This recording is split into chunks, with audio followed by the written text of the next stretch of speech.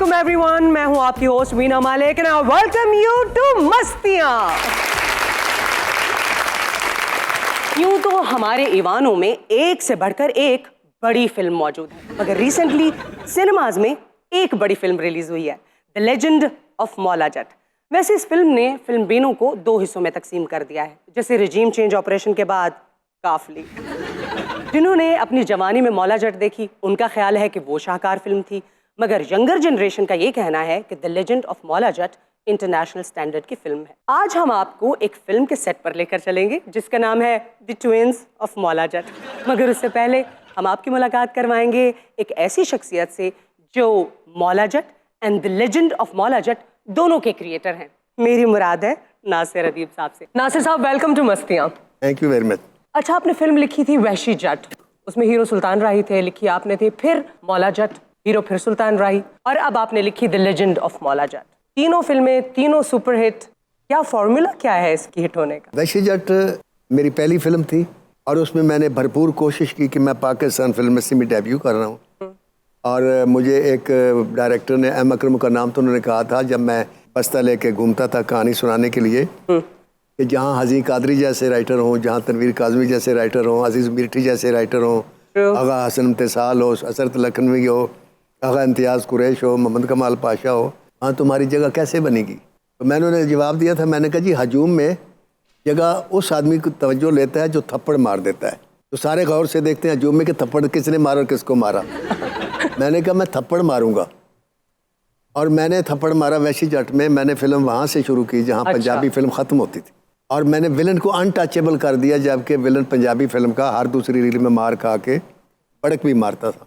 उसके बाद मौला जट जो थी वो इसलिए सुपरहिट हुई कि वो मेरे लिए उसके सामने वहशी जट थी मेरे लिए। तो मैंने उसको ये सोच कर लिखा था कि इसको वहशी जट से ज़्यादा अच्छा होना चाहिए। उसके बाद जब लेजेंड ऑफ मौला जट का जिक्र हुआ, जब बिलाल अशारी ने कहा कि मैंने मौला जट के किरदार लेकर फिल्म बनानी है, तो मैंने बिलाल से कहा कि यार इसको ना बना, वो संगे मील है, फिल्म इतनी सुपरहिट है, लोगों को ज़बानी याद है, उसका हम आगे बनाएंगे तो लोग शायद लाइक ना करें। अच्छा, आपके कंसर्न्स थे कि रीमेक इससे नहीं बनना चाहिए? बिल्कुल, लेकिन बिलाल ने मुझे कहा कि बात यह है कि मैं कॉन्फिडेंट हूँ, मैं ऐसा माहौल दूंगा आपको कि लोगों को मौला जट याद नहीं आने दूंगा। आप ऐसी कहानी लिख दें जो उनको मौला जट से बेहतर हो।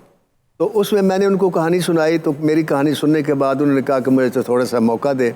उन्होंने फिर उसमें थोड़ी सी तब्दीलियाँ की, उसमें उन्होंने को राइट किया ना इस फिल्म को, को राइट कह लें या जो भी कह लें, तो वो मुझे अच्छी लगी, मैंने उनको एक्सेप्ट किया, लिहाजा हमने कहानी लिख दी। नासिर साहब, आपकी फिल्म से इंस्पायर होके ना आज हमने भी एक थिएटर क्रिएट किया है, आपको लेकर चले। मौला मौला मौला मौला, ओए मौला नु मौला ना मारे ते मौला नहीं मरदा। लेजेंड मौला जट दा प्रमोटर बैठे ओए गंडासे दी तार ते लगा होया, सत्ता नत्ता दी नस्ल दा खून वेख के समझ जा क्या मैं कौन। अच्छा, ये तो गालिबन पुराने मौला जट है, नया मौला जट भी आने वाला है आज क्या? आज असी नवे ते पुराने मौला जट दी फाइट करान लगे हैं। मौले नू मौला ना मारे, मौला नहीं मारे डा, ओ मौला नहीं मारे डा। हेलो लेजेंड आदू, ये लेजेंड डर तो नहीं गया आपसे? आ नहीं रहा। और डरना ही है, वो तो मेरे सामने बच्चा है छोटा जिहा। Legend legend legend legend legend legend legend legend. ओए, अपनी जबान नु लगाम दे, मैं तेरी जबान वड़ दियांगा। ओए मौलिया, ये गल है ओए, मेरी तेरे नाल कोई दुश्मनी नहीं, मेरी दुश्मनी सिर्फ नूरी नत नाल है। ओए तेरा भी दुश्मन नूरी नाते ते मेरा भी दुश्मन नूरी नाते। ओए नूरी नत लाई ते मैं कल ही काफी हाँ। इस पिंड च गुनाह होता है ना, पार हो गया है, ते उन्हें खत्म करना सिर्फ मेरा ही काम है। तेरे बस की गल नहीं, तेरे कोल पुरानी टेक्नोलॉजी मैं कहना नस जा। लेजेंड लेजेंड लेजेंड लेजेंड मौला मौला मौला मौला। ओ वाह, बे मौलिया, मैं तेन की नहीं खोया, मैं तेरी की खिदमत नहीं की थी, पर तू गडासे दे बराबर नहीं होया। बे मौलिया, अपनी मुखों की ख्वाहिश पूरी करनी, 2 बारी फांसी ले ला, शायद गडासे दे बराबर हो जावे।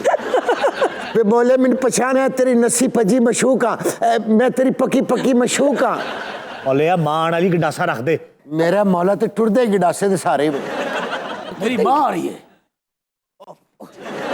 इधर आजा मेरी मां आने वाली है अरे ਇੱਥੇ ਹੀ ਰੁਕ ਜਾਓ ਤੁਸੀਂ ਇਹ ਕੀ ਕਰਨ ਦੀ ਕੋਸ਼ਿਸ਼ ਕਰ ਰਹੇ ਹੋ मां भैया जाम हड़ताल है तू किवें पहुंच गई है ए मैं पैदल ही आ गई वे पुत्रा वे मौलिया की है मैं चल नहीं क्योंकि मेरी हम उम्र सस आ गई भाई मैं मर गई ये कौन सी ए मुख होए मां वे सारियां गल्लां तुसी छड़ के है क्यों नहीं सोचदे जे नूरी आ गया तो तूफान मचा देगा मैं सदके जावा आपस विच दोस्ती कर लवो मैं चाहनिया तुसी दोवें भरा बन जाओ जे तेरी है ख्वाहिश है मां ते तेरी ख्वाहिश तेरा पूरा करेगा मां ਇਹਦਾ ਤੰਦੂਆ नहीं सी कटवाया अगों कच्चे ते उतर जांदा ओए झुकता छड़ ओए आ लग जा मेरे सीने आ जा फिर ਜਦੋਂ ਆਵੇਗਾ ਮੌਲਾ ਆਵੇਗਾ ਰੋਣਾ ਨੰਗੀ ਕੌਮ ਕੀ ਸ਼ਾਨ चल मौलिया चल ओए आज मैं तेनू अपनी मां दे हाथ खाना खवाऊंगा चलो भाई जाओ अपने अपने घर जाओ ठीक है चल मेरे भी खावांगे आ रहे हैं आइए मैं सदके आइए मेरे बच्चे आइए आ भी आ साथ आओ मौलिया अच्छा नासिर साहब, आपकी दोनों फिल्मों में बड़ी सिमिलैरिटीज हैं, जैसे कि मौला जट भी इल्तवा का शिकार हुई, ज़िया उल हक साहब की तरफ से पाबंदियां थी उस पर, ये फिल्म भी 9 साल इल्तवा का शिकार रही। अच्छा, ये जो फिल्म है ना, ये इल्तवा का शिकार बगैर किसी वजह के नहीं हुई। इस पे टाइम लगा स्क्रिप्ट के ऊपर। अच्छा, 3 साल प्री प्रोडक्शन। जी, वो इसलिए कि मेरे सामने वैशी जट भी थी, मौला जट भी थी, बिलाल के सामने भी ये चीज़ें थी, लिहाजा हम कोशिश करते रहे कि फिल्म शुरू हो तो लोगों को वो मौला जट याद ना आए, और अल्लाह ने हमें उसमें कामयाब किया।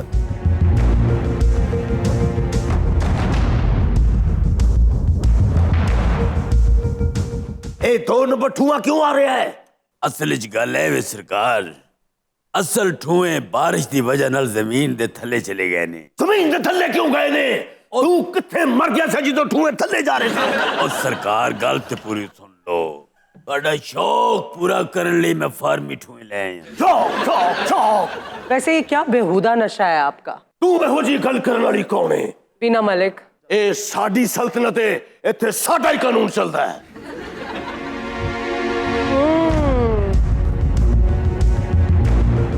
ਵਾਓ,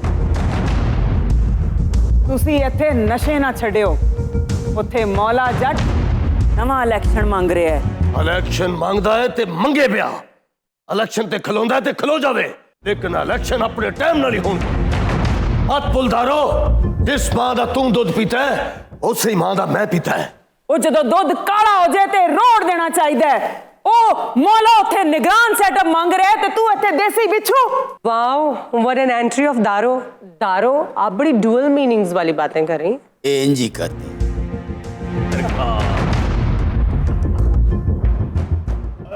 नत जेल च की गया ते पिछो इको रंग दे कपड़े पा ले जे।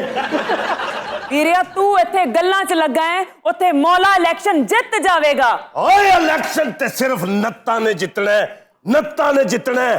ओए जट ने कदी इलेक्शन नहीं जितना, बल्कि जदों नत जितणगे वो बाद च रौला पाएगा, धांधली होई धांधली होई धांधली होई धांधली होई। ਵੀਰਿਆ ਲੁੱਡੀਆਂ ਨਾ ਪਾ, ਲੁੱਡੀਆਂ ਨਾ ਪਾ, ਸੰਦੂਕੜੀਆਂ ਬਣਵਾ ਜਿਨ੍ਹਾਂ 'ਚ ਲੋਕਾਂ ਨੇ ਵੋਟ ਪਾਣੇ ਨੇ। इलेक्शन ते आ लैन दे दारो, वोटां दी हर सदूकड़ी दे विचों ओए जट जट जट दी आवाज नहीं, नत नत नत दी आवाज आएगी। वाह जी वाह, मौला जट की पूरी कास्ट ही पॉलिटिकल हो गई है। वाह। ते दारो ते हुण दस दे कि इन्हां कुआड़ियां नूं लालो लाल किवें करना है कि मैं टाली तो मसवाकां ला लिया वां। वेरी बैड, आपने अपना मैनहुड दिखाने के लिए ना इतना खून बहा दिया है। वाई, आप दोस्ती क्यों नहीं करते? ओए कल्ला नत ते मन जावे, पर तेरा खानदाना नूं किवें मनावा किवें मनावा किवें मनावा। Such an entertainment. ओए तारो टेंशन ना ले, इस वेले वेला आएगा ओए नत आप वेख लेगा उन्हां नूं। नासिर साहब, आपकी फिल्म का हर किरदार आइकॉनिक और बहुत ही वेल डिफाइंड था। क्या साइकोलॉजी थी, क्या डिटेलिंग थी, किस तरह से वो किरदार मर्ज वजूद में आए? हाउ? देखिए, वो मैं कहा करता हूँ कि दुनिया का हर राइटर अपने आप को लिखता है, जो देखता है उसको वापस पलटा देता है। ट्रू। इसमें जो वैशी जट का किरदार था और जो दानी का किरदार था और जो मुखो का किरदार था और जो मलक हाकू का किरदार था, ये मैंने अपनी आंखों से अपने गांव में देखे हुए हैं। अच्छा। और वो जब किरदार फिर मैंने फिल्म के लिए इंतखाब किया मुखो का, फिर ज़ुबान उसको मैंने अपनी दी। और फिर जब मौला जट बनाई तो उसमें दारुल नतनी का और जो नूरी का किरदार था, ये सजेशन सरवर भट्टी की थी, उनको मेरे मकालमों ने अमर कर दिया। तो लेजेंड और मौला जट में तो किरदार वही थी, कोई नया किरदार था ही नहीं, सिर्फ हमने माहौल बदल दिया, हमने ज़ुबान बदल दी। मूली मूली नूरी नूरी नूरी नूरी। मुश्किल एक पास देना। मूली मूली। मौला सिर्फ मेरी माँ की आवाज से बाद ही आएगा। हाँ सी वे मौलिया मां ने किटी जोर दी आवाज दी, वो किटा आराम ना है। बस कर दे मौलिया, बस कर दे। की कर रहे सनी देर दा? बस कर दे भूतिया, आई दो गल्लां मैनू खुल के मौले नाल ते कर लेंदे। तू कर ले डैणे, तू कर ले। चाटी दी लस्सी घ्यो दी चूरी, साडा नूरी साडा नूरी। वक्त न कट मौला जट मौला जट। ਅਸੀਂ ਪਾਵਾਂਗੇ ਐਸੀ ਕੂਰੀ, ਸਾਡਾ ਨੂਰੀ ਸਾਡਾ ਨੂਰੀ। प्लेट च पाके सालन चट मौला जट मौला जट। ਕੰਨ ਖੋਲ ਕੇ ਸੁਣ ਲੈ ਮੌਲਿਆ, ਪੂਰੇ ਪਿੰਡ ਦੀ ਆਵਾਜ਼। ਓਏ ਹੁਣ ਤੇ ਤੇਰੇ ਮੱਥੇ ਤੇ ਤਰੇਲੀ ਆਣੀ ਚਾਹੀਦੀ ਏ, ਕਿਉਂਕਿ ਤੇਰੇ ਸਾਹਮਣੇ चौड़े सीने वाला नत खलोता होया है। अच्छा, आप लोग ये बातें करते रहेंगे कि फाइनल फाइट भी करेंगे? फाइट होएगी बीना जी, कब? फाइट होएगी तो ऐसी करांगे। भुख ते तेनू भी लगी होएगी, इत्थे अपने लिए पूड़ियां चने ले आएगा, ओए ते दो पूड़ियां नत लिए भी लई आई ओए। ओए नत्ता, तेरा बॉन्ग दे बारे च की ख्याल है? पीना केड़ा मौला जट बना लिया है? वही तो मैं हैरान हूँ। ਇਹ ਜੇ ਤੁਹਾਡੀ ਲੜਾਈ ਦੋਵਾਂ ਦੀ ਖਾਣ ਪੀਣ ਦੀ ਸੀ ਤੇ ਡਾਇਰੈਕਟਰ ਨੂੰ ਦੱਸ ਦਿੰਦੇ, ਉਹ ਰੀਨਾ ਦੀ ਬਜਾਏ ਤੁਹਾਡਾ ਹੀ ਫੈਟ ਪਤੀਲੇ 'ਚ ਰੱਖ ਦਿੰਦਾ। ओ नत्तो, की है? ओए खुशियां मनाओ, ओए देगा दियो कि अज नत्तां दे वेड़े विच एक शेर दा बच्चा आया होया है, पर पूछलों बगैर आया होया है।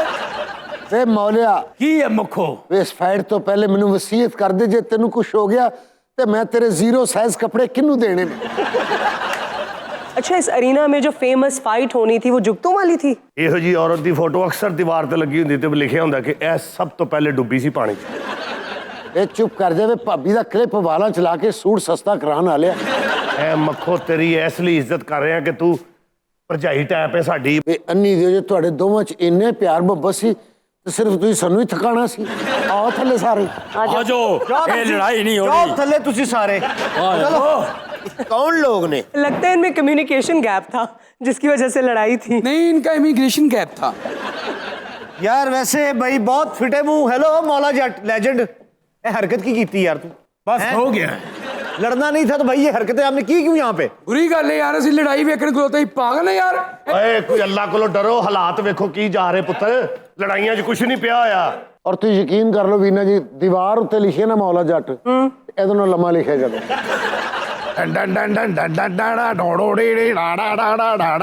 Maula Jatt is back. ਈੜੀ ਡੋੜੋੜੋ, ਉਹ ਤੁਸੀਂ ਕਿ ਮੈਨੂੰ ਖੱਜਲ ਕਰਨ ਵਾਲੇ ਆ? ਅੱਧੇ ਸੈਗਮੈਂਟ ਦੇ ਵਿੱਚ ਮੈਨੂੰ ਤੁਸੀਂ ਬਾਹਰ ਕੱਢ ਦਿੱਤਾ ਹੈ, ਸਾਰੇ ਸਟੂਡੀਓ ਦਾ ਇਸ ਗੰਡਾਸੇ ਨਾਲ ਮੈਂ ਘਾਹ ਵੱਢ ਦਿੱਤਾ ਹੈ। ਤੈਨੂੰ ਪਤਾ ਹੀ ਨਹੀਂ ਲੱਗਾ ਮੌਲਿਆ, ਦੀ ਲੈਜੈਂਡ ਆਫ ਮੌਲਾ ਜੱਟ ਵੀ ਆ ਗਈ ਹੂੰ। ਨਾਸਰ ਅਦੀਬ ਸਾਹਿਬ, ਤੁਸੀਂ ਮੈਨੂੰ ਫਿਲਮ ਦੇ ਵਿੱਚ ਬੇਵਾ ਕਿਉਂ ਵਹਾਇਆ? ਮੇਰਾ ਵੀ ਦਿਲ ਕਰਦਾ ਸੀ ਕਿ ਮੈਂ ਚੰਗੇ ਕੱਪੜੇ ਪਾਵਾਂ, ਮੈਂ ਪੂਰੀ ਫਿਲਮ ਦੇ ਵਿੱਚ ਵੇ ਮੌਲਿਆ ਕਰਦੀ ਰਹੀ ਆ। ਨਾਸਰ ਅਦੀਬ ਸਾਹਿਬ, ਮੈਨੂੰ ਤੁਸੀਂ ਜ਼ਿਆਦਾ ਘੋੜੇ ਤੇ ਹੀ ਬਿਠਾਈ ਰੱਖਿਆ ਹੈ, ਇਹਦੀ ਕੋਈ ਵਜ੍ਹਾ ਮੈਂ ਪੁੱਛ ਸਕਣਾ? तो और की तू चाहना मैं तेन रेड़े ते लैके आंदा? ਭੂਤਿਆ ਤੂੰ ਕੁਝ ਕਹਿਣਾ ਚਾਹ ਰਿਹਾ ਸੀ? बड़ी देर तक नासिर साहब ਤੁਹਾਡੀ ਬੜੀ ਮਿਹਰਬਾਨੀ। ਨਵੀਂ ਮੌਲਾ ਜੱਟ 'ਚ ਸਿਰਫ ਮੇਰੇ ਹੀ ਡਾਇਲੋਗ ਹਿੱਟ ਹੈ, ਹੋਰ ਕਿਸੇ ਦਾ ਨਹੀਂ। ਟਨ ਟਨ ਟਨ ਟਨਾ ਟਨ ਟਨ ਟਨ ਟਾਰਾ, ਉਹ ਵਾਲਾ ਡਾਇਲੋਗ। गल है वे तू पुत्र ही बहुत चंगे प्यो दा, वो मेरा यार सी ਹਾਏ ते मैं सोचा कि यार कोई तो तू तोहफा मिलना चाहिए। ਮੁੱਖੋ, ਤੇ ਕੀ ਗੱਲ ਹੀ ਨੂਰੀ? ਮੁੱਖੋ ਤੂੰ ਜਦੋਂ ਵੀ ਬੈੱਡ ਤੋਂ ਉੱਠਣ ਲੱਗੇ ਗੋਡਿਆਂ ਤੇ ਹੱਥ ਰੱਖ ਕੇ ਕਿਉਂ ਕਹਿੰਦੀ ਹਾਏ ਮੈਂ ਮਰ ਗਈ? दस मुखो किथे गए तेरे देसी घ्यो ते किथे गए तेरे वादे? मेरे राइटर ने इस फिल्म मेरे लिए देसी घ्यो लिखिया ही नहीं सी। काका जा जाके कोई काम काज कर लै, क्यों वेला खलोता है इत्थे तू? लूरी औकात रे। ਨਵੇਂ ਮੌਲੇ ਜੜ ਦਾ ਹੱਥ ਦੇ ਵਿੱਚ ਕੰਮਣੀ ਕਿਉਂ ਸ਼ੁਰੂ ਹੋ ਜਾਂਦੀ ਹੈ? ਨਾਸਿਰ ਸਾਹਿਬ ਮੇਰਾ ਤੁਹਾਡੇ ਨਾਲ ਇੱਕ ਸਵਾਲ ਹੈ। ਤੁਸੀਂ ਜਦੋਂ ਤੋਂ ਫਿਲਮ ਇੰਡਸਟਰੀ ਚ ਆਏ, ਐਕਸ਼ਨ ਫਿਲਮ ਲਿਖੀ, ਮੈਂ ਉਦੋਂ ਤੋਂ ਹੀ ਬੋਰ ਕਰਦਾ ਆ ਰਿਹਾ ਹਾਂ। ਮੇਰੇ ਕਹਿਣ ਦਾ ਮਕਸਦ ਹੈ ਕਿ ਕਾਮੇਡੀ ਫਿਲਮ ਵੱਲੇ ਤੁਹਾਡਾ ਕਿਉਂ ਨਹੀਂ ਧਿਆਨ ਗਿਆ? क्या बात है यार, ਉਹਨੇ ਦਾ ਮਤਲਬ ਹੈ ਕਿ ਮੈਂ ਕਾਮੇਡੀ ਲਿਖਾਂ। ਮੇਰੇ ਇਹੀ ਬੜਾ ਕਰ ਟ੍ਰਿਬਿਊਟ ਹੈ ਮੈਨੂੰ ਕਿ ਮੈਂ ਕਿੰਨੀ ਸੀਰੀਅਸ ਫਿਲਮ ਲਿਖੀ, ਮੌਲਾ ਜੱਟ ਤੇ ਦੂਸਰੀ ਮੌਲਾ ਜੱਟ, ਤੇ ਤੁਸੀਂ ਸਾਰੇ ਅੱਜ ਕਾਮੇਡੀ ਕਰ ਰਹੇ ਹੋ। ਇਹ ਮੈਂ ਹੀ ਕਾਮੇਡੀ ਲਿਖੀ ਹੈ ਨਾ। ਅਗਰ ਮੇਰੇ ਕਿਰਦਾਰ ਇੰਨੇ ਪਪੂਲਰ ਨਾ ਹੁੰਦੇ ਤੇ ਇਹ ਜਿਹੜਾ ਸ਼ੋਅ ਹੈ, ਇਸ ਕਿਸਮ ਦੇ ਲੋਕ ਤੁਸੀਂ ਐਂਟਰੀ ਦਿੰਦੇ ਹੋ, ਤੇ ਨਾ ਹੁੰਦਾ। ਇਹ ਮੇਰੇ ਵਾਸਤੇ ਆਨਰ ਦੀ ਗੱਲ ਹੈ ਕਿ ਤੁਸੀਂ, ਬਲਕਿ ਮੈਂ ਕਹਾਂਗਾ ਕਿ ਨਾਸਰਦੀਪ ਨੂੰ ਅਮਰ ਕਰਨ 'ਚ ਤੁਹਾਡੇ ਜਿਹੇ ਲੋਕਾਂ ਦਾ ਬੜਾ ਹੱਥ ਹੈ। ਵਾਹ ਵਾਹ। क्या बात है, बड़े लोग। I'd like to thank Nasir अदीब साहब। सर आपका बहुत बहुत शुक्रिया, आपने हमें टाइम दिया, मस्तियाँ में आए। आप लोग हमें बुलाते हैं, ये हम आपके शुक्रगुजार हैं। आप हमें ये आज़ाद देते हैं Honor। और अल्लाह का लाख लाख शुक्र है कि हम इस काबिल हैं कि हम आज यहाँ बैठे हैं और हमारे ऊपर प्रोग्राम हो रहा है, वरना सानू थे लाहौर को पूछते ही नहीं। सर आप हमारा असासा है, आपकी हमें ज़रूरत है। वी विश आप और ज़्यादा अच्छी अच्छी फिल्में लिखें। दूसर के लिए मेरा ये पैगाम है जी, टाइम ना पैसे दे कि दिया। पैसे निकालो चेहरों के लिए नहीं, जहनों के लिए। वाह। सुभान अल्लाह। Thank you for coming sir. Thank you very much. Mastiyan में वक्त हुआ है एक ब्रेक का। Don't go anywhere. मस्तियाँ में एक मरतबा फिर खुशामदीद।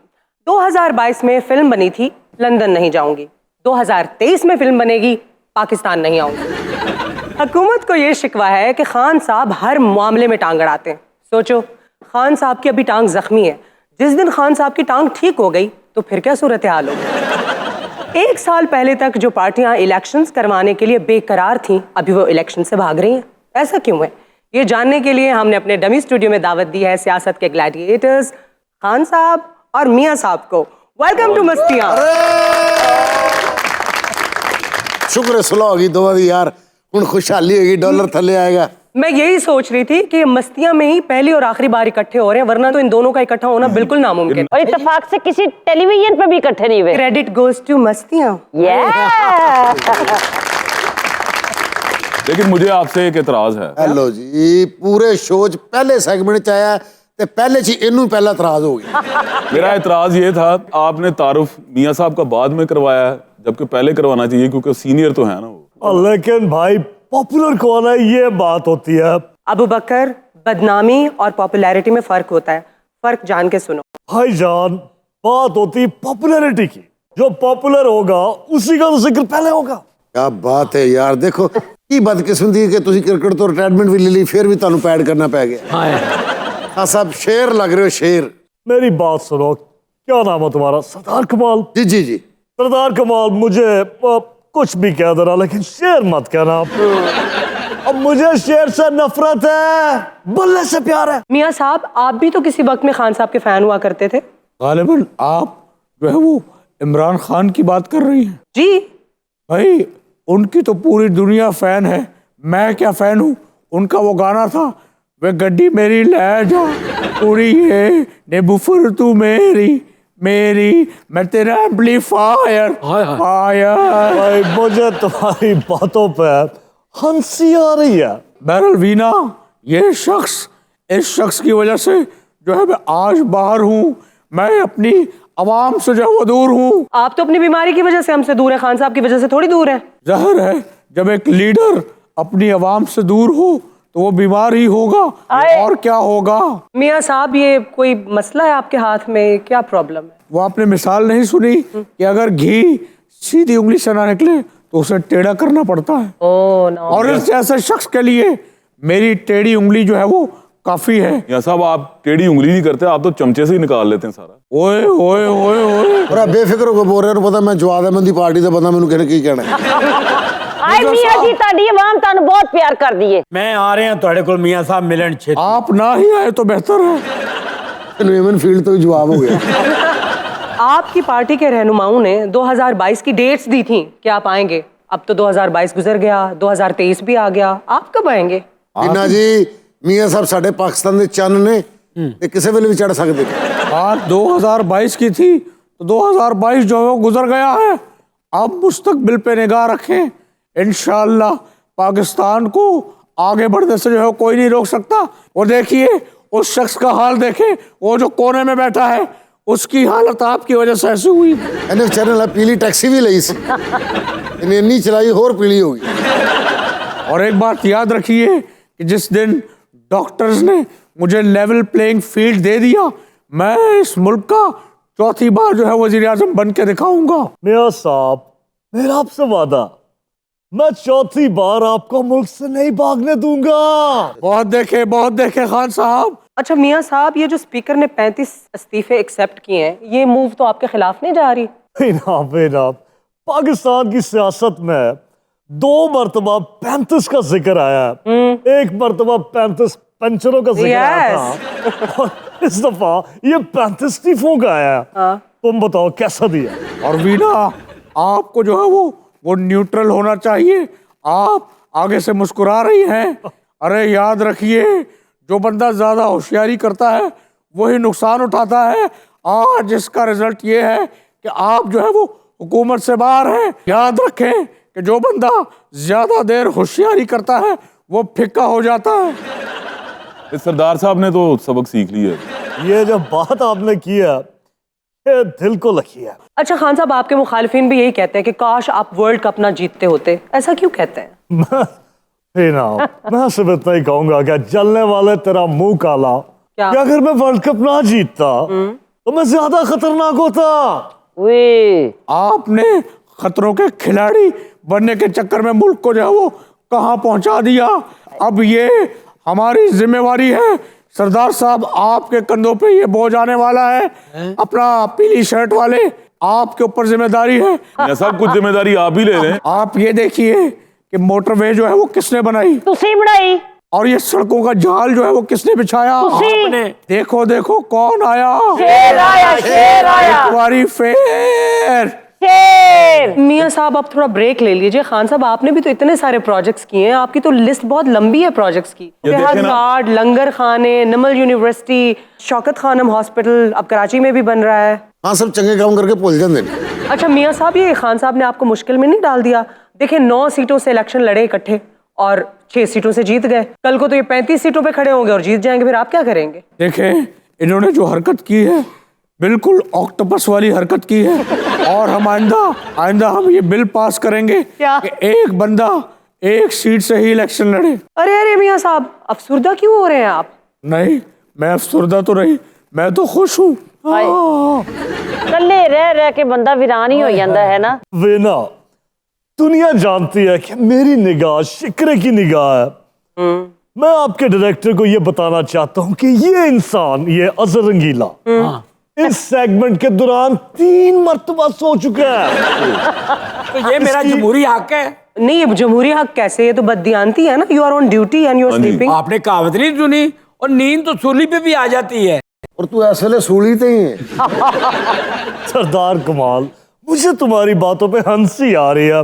या मैं तुम्हारी शर्ट पे सिग्नेचर दे दूं? खुल के सो जी, समझ लिया मेरे कहते नहीं ना तोड़ी है तुसी।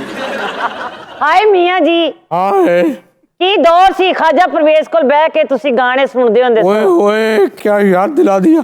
वैसे रूबी, मैं तुम्हारा जो है वो शो देखता रहता हूँ।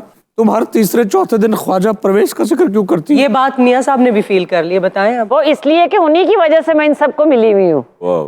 अच्छा मियाँ साहब, आपको तो म्यूजिक से भी बड़ी दिलचस्पी है ना? बहुत। पूरी फैमिली बड़ा अच्छा गाना भी गाती है। आप तो फिर तन्हाई में गाने भी बड़े गाते होंगे ना? वाह वाह वाह, क्या बात आपने जो वो शेर दी। रफी जो है वो मेरे फेवरेट है। अच्छा चलो, अब अपनी फजूल सी आवाज में रफी का गाना बर्बाद करेगा। तो सुनो भाई, चलो। 100 साल पहले तुम 105 साल के थे।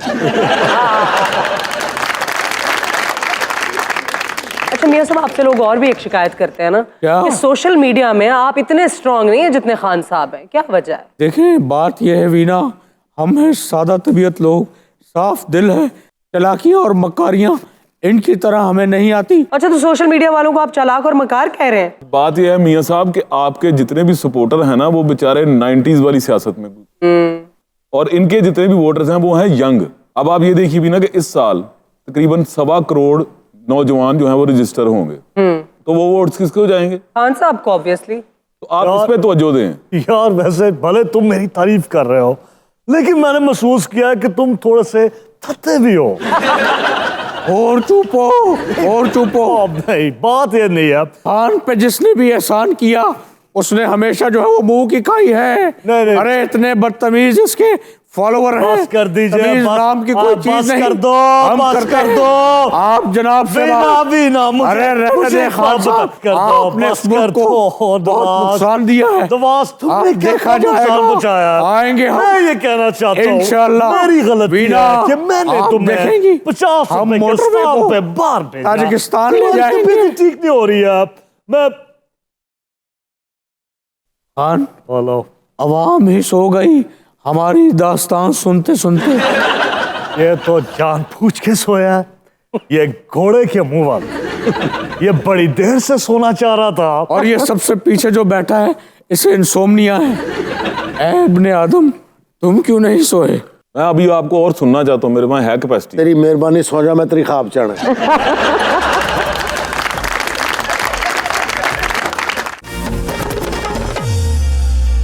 Welcome back to Mastiyan one more time everyone. और आज हमारे पास कुछ बहुत ही दिलचस्प खबरें हैं। कौन सी खबर है सबसे पहले रुबीना? खबर है कि चोर की अनोखी वारदात, बच्चों के डायपर चुराकर फरार हो गया। This is sad and this is funny at the same time, right? अच्छा, ये सैड नहीं है, समटाइम्स ये होता है कि आपको चोरी करने की आदत होती है, नहीं, चोरी करन दी आदत नहीं। बड़ी चोरी करने बट चोर यूनिक चीजें चोरी करते हैं। चोरी करन दी आदत नहीं गी। ਇਹ ਖਰਚਾ ਜਿਹੜਾ ਨਾ ਆਪਣਾ ਰੂਬੀ ਜੀ ਤਨਖਾਹ ਵਾਲੇ ਬੰਦੇ ਨੂੰ ਐਕਸਟਰਾ ਲੱਗਦਾ ਹੈ। ਅੱਛਾ ਦੀ ਗੱਲ ਕਿਸੇ ਹੱਦ ਤੱਕ ਠੀਕ ਹੈਗੀ, ਕਈ ਬੰਦੇ ਨੂੰ ਵੈਸੇ ਆਦਤ ਹੁੰਦੀ ਐਵੇਂ ਲੰਘਦੇ ਲੰਘਦੇ ਤੇਲ ਵਾਲਾ ਪੀਪਾ ਪਿਆ ਉੱਥੇ ਉਂਗਲ ਲਾ ਕੇ ਵੀ ਇੱਥੇ ਲਾ ਲਿਆ।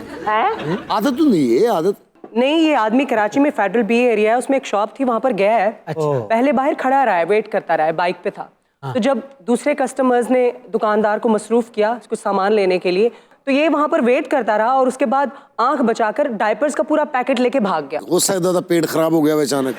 डायपर्स तो बच्चे पहनते हैं। नहीं भी ना, आप बड़े साइज के भी होते नहीं, बट वो तो बच्चों के डायपर्स थे। ना जी, ऐसे ये भी तो हो सकता है कि मतलब बेचारे की इतनी पहुंच ही ना हो, बेचारा ना ले सकता हो, लेके भाग गया। जाहिर सी बात है, यही बात है ना कि चोरी कोई क्यों करेगा।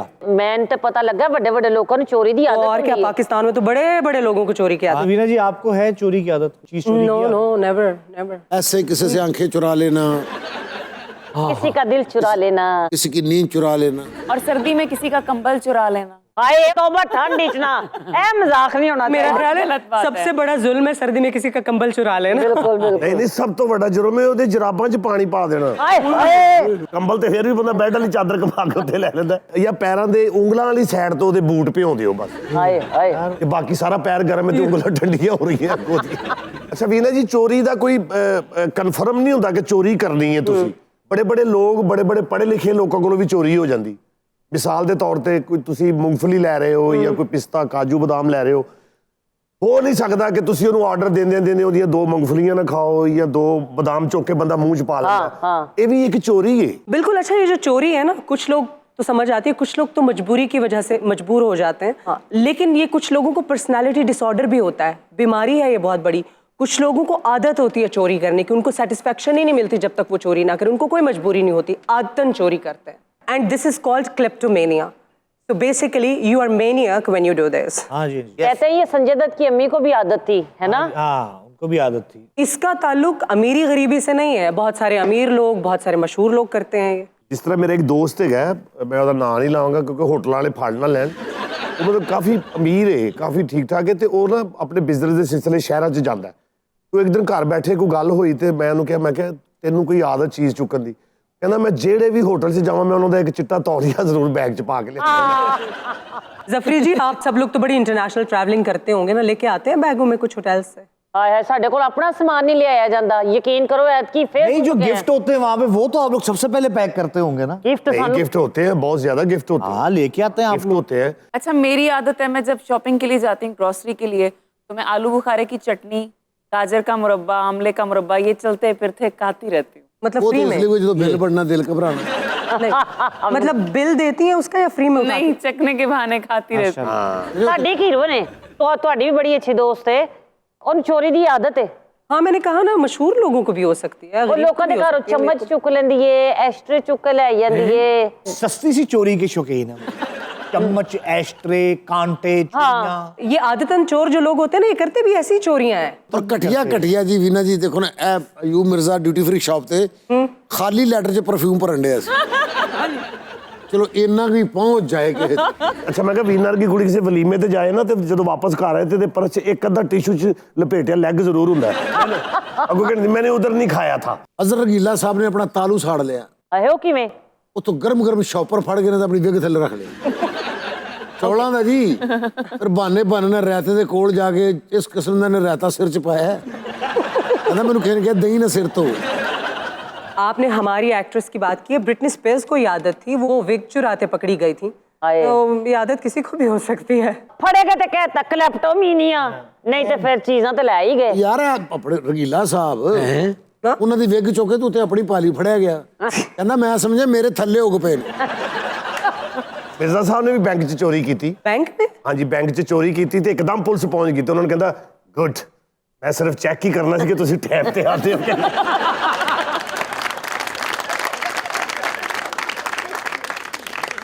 लेकिन ना मुझे डायपर चोर वाला आदमी ना थोड़ा जेन्युइन लगता है, क्योंकि जो मदर्स हैं ना उनको अच्छी तरह से पता है कि सर्दियों की रातों में डायपर्स कितने अहम होते हैं। अगर बच्चे को डायपर ना पहनाओ ना तो पूरी की पूरी रात माँ भी नहीं सो सकती, बच्चा भी नहीं सो सकता, पूरा बेड गीला हो जाता है। बिना ये तो डायपर है ना आ गर्मियां ਜਿਹੜੀਆਂ ਚੋਰੀਆਂ ਹੁੰਦੀਆਂ ਨੇ ਗਲੀ ਮਹੱਲੇ ਵੇਖਿਆ ਨਾ ਕਿ ਚਾਰ ਪਾਈਆਂ ਡਾ ਕੇ ਤੇ ਪੱਖਾ ਲਾ ਕੇ ਬੰਦੇ ਸੌ ਜਾਂਦੇ ਨੇ ਦੋ ਚੋਰ ਆਉਂਦੇ ਨੇ अच्छा ਇੱਕ ਦੇ ਹੱਥ 'ਚ ਪੱਖਾ ਹੁੰਦਾ ਹੈ ਇੱਕ ਉਹ ਪੱਖਾ ਚੁੱਕ ਕੇ ਮੋਢੇ ਤੇ ਰੱਖਦਾ ਜਦ ਤੱਕ ਉਹ ਗਲੀ ਦੀ ਨੁੱਕਰ ਨੇ ਟੱਪਦਾ ਉਹਦਾ ਪੱਖਾ ਚੱਲ ਰਿਹਾ ਹੁੰਦਾ ਬੜੇ ਤਰੀਕੇ ਕੱਢੇ ਨੇ ਚੋਰਾਂ ਨੇ। और अगली खबर क्या है हमारे पास? खबर है कि दूसरी खातून के फ़ोन उठाने पर अमेरिकी लड़की ने अपने बॉयफ्रेंड के घर को आग लगा दी।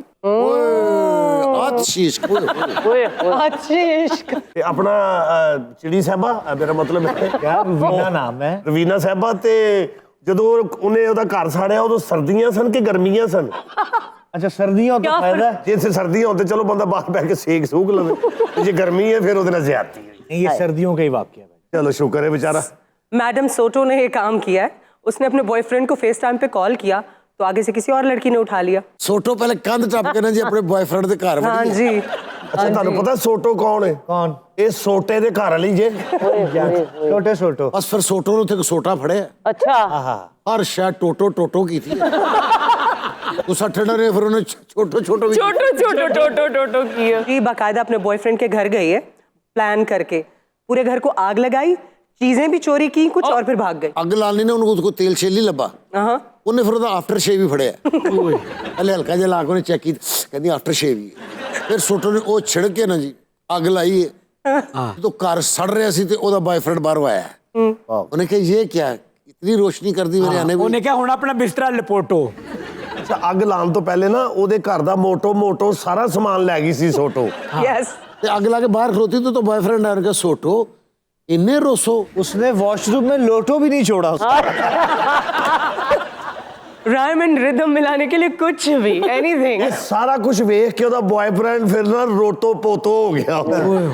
ਉਹਦੇ ਘਰ ਨੂੰ ਅੱਗ ਲਾ ਕੇ ਫਿਰ ਉਹਨੇ ਆਪਣੇ बॉयफ्रेंड ਨੂੰ ਛੋੜ दिया रोतो धोतो। चलो जो भी हो तो ओके खोतो। तुम सही कह रही हो दिल से खोटो। ਔਰ ਤੈਨੂੰ ਇਸ ਗੱਲ ਤੋਂ ਬਾਅਦ ਬਹੁਤ ਚਪੇੜਾਂ ਪੈਣੀਆਂ ਸੀ ਜੇ ਜਿਉਂਦੇ ਹੁੰਦੇ ਆਸਫ ਅਲੀ ਪੋਤੋ। ਹਾਏ ਹਾਏ बहुत सफरी गल करदा भाई।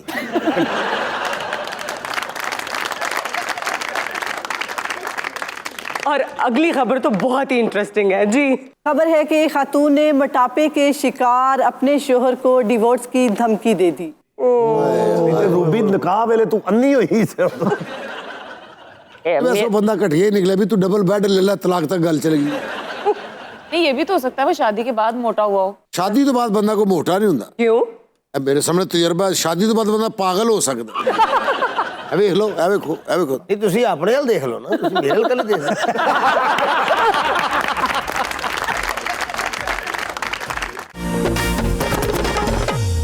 Welcome back to मस्तियां everyone. कैसा चल रहा है सर्दियों का मौसम? जबरदस्त जी। आपको तो लग रहा है बिल्कुल सर्दी नहीं लग रही, सरदार साहब को, रूबी जी को बहुत ज्यादा लग रही है। बाजी किसी को लगती है किसी को नहीं, मगर मुझे नहीं इतनी सर्दी लगती। तो नजर आ रहा है नहीं लगती। ओह यस पाई तो थल्ले 4-5 स्वेटर पाए ने। बाजी लेकिन रूबी जी देखें लुक कैसी मेंटेन रखी हुई है ना, ऊपर अच्छे अच्छे कपड़े पहने हुए लेकिन पागल लग रहे हैं ना कि सबने अगर कोई गर्म कपड़े पहने हुए हैं, वो अकेले ही अपने आप को यंग डूड जो दिखा रहे हैं वो नहीं दिखाना चाहिए। आपने भी कोई बहुत ज्यादा वार्म कपड़े थोड़ी पहने हुए हैं। ये वार्म नहीं तो जस्ट अ हुडी। अच्छा मुझे शुरू से सर्दी बहुत लगती है। आप टाड़ी है ना थोड़ी सी। थोड़ी सी नहीं, टारी होता है या नहीं होता, हम है भाई क्या करें, हमें तो सर्दी लगती है। रूबी जी थ्रू आउट आपको देख के यही लग रहा था कि बहुत ही ठंड है, बर्फबारी हो रही है लाहौर में। सच्ची मुझे वाकई बहुत, सबसे पहले मैं ही, मेरे ख्याल में चादर, जैकेट और गीजर, ये सबसे पहले मैं ही ऑन करती हूँ। होना भी चाहिए। आज लोग जो है ना सर्दी को बड़ा एंजॉय करते हैं, टोपी पहन के, जैकेट पहन के, कोई ऐसी डिश पका के खा के उसको एंजॉय करते हैं। शदीद बीमार हो गए ठंड लगन दी वजह कौन? अयूब मिर्जा डॉक्टर को गया है, डॉक्टर कहता ठंड लग गई, कहते ठंड लग गई, कहता ਤੁਹਾਡੇ सर्दी ਦੀ ਵਜ੍ਹਾ ਨਾਲ ਦੰਦ ਵੱਜ ਰਹੇ ਸਰ, कहता वो तो ਮੈਨੂੰ नहीं पता, वो तो मैं ला के प्याली च रखे अच्छा वीना, आपको तो फिल्म के लिए कई दफा ऐसे सीन करने पड़े होंगे कि सर्दी में कोई शिफॉन की साड़ी या इस तरह के ड्रेसेस। हाँ बिल्कुल, मोहब्बत सच्चे की शूटिंग हम जब कर रहे थे ओए होए होए। तो एक्चुअली बर्फबारी में मैंने शिफॉन की साड़ीज पहनी थी। और वो जो पानी बह रहा था जहाँ पर हम शूटिंग कर रहे थे, वो ऐसे था जैसे फ्रीजिंग कोल्ड वाटर, बिल्कुल बिल्कुल बर्फ वाला पानी था। और उसमें we were just smiling and happy and running after each other.